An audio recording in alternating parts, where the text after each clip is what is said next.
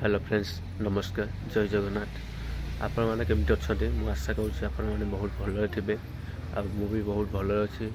आपण मानक स्वागत कर गोटे नुआ ब्लॉग को। आज हूँ मकर संक्रांति। मकर संक्रांति आपण मानक बहुत बहुत शुभेच्छा और अभिनंदन। आज मंदिर पुणी जाऊँगी मंदिर में दर्शन करी। दर्शन सह आपन को पूरा ठाकुर दर्शन आपको देखदेवी पूरा संपूर्ण भाव ठाकुर को आपड़ देखिए आप मन खुशी से आप दर्शन पाइपर। जब वीडियो कंटिन्यू कर निश्चित भाव में आप दर्शन करें।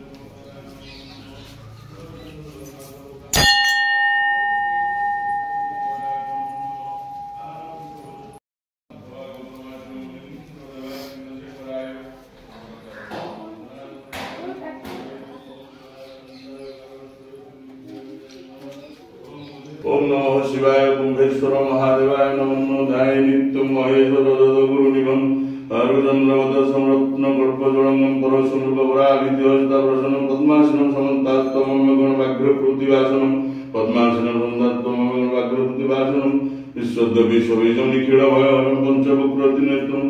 ओम नमः शिवाय कुंभेश्वर महादेवाय नमः शिवाय शांताय कारणत्रय विद्यामि आत्मनं नमः शिवाय कुंभेश्वर महादेवाय नमः।